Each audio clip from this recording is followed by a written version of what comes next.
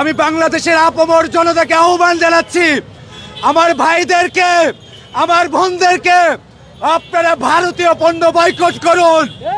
আমরা তাদের পণ্য ব্যবহার করব না, আমরা তাদের কোন ধরনের পণ্য ব্যবহার করব না। তাদের পণ্য সর্বত্রভাবে বয়কট। যেসব দোকানে থাকবে দোকানদার ভাইদের প্রতি আহ্বান জানাবো তারা যেন ভারতের কোনো পণ্য বিক্রি না করে।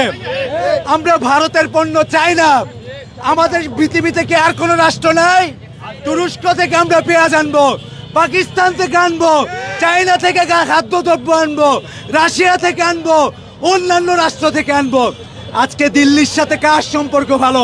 পাকিস্তানের সম্পর্ক খারাপ, তারপরে শ্রীলঙ্কার সম্পর্ক খারাপ, নেপালের সম্পর্ক খারাপ, ভুটানের সম্পর্ক খারাপ, মালদ্বীপের সম্পর্ক খারাপ, মিয়ানমারের সম্পর্ক খারাপ।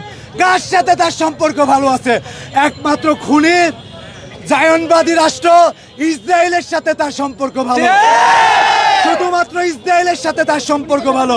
খুনিদের সাথে খুনিদের সম্পর্ক, গুন্ডাদের সাথে গুন্ডাদের সম্পর্ক, সন্ত্রাসীদের সাথে সন্ত্রাসীদের সম্পর্ক।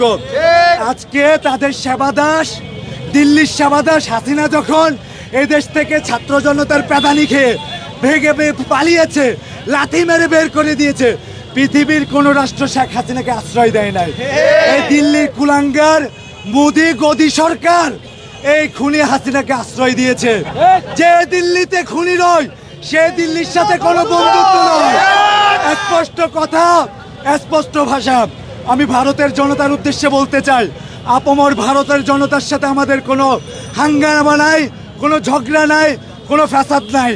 কিন্তু দিল্লির যে আগ্রাসী পররাষ্ট্রনীতি বাংলাদেশের উপর, এর প্রতি তীব্র ধিক্কার এবং তীব্র প্রতিবাদ জানাই। ইনকিলাব জিন্দাবাদ। জিন্দাবাদ।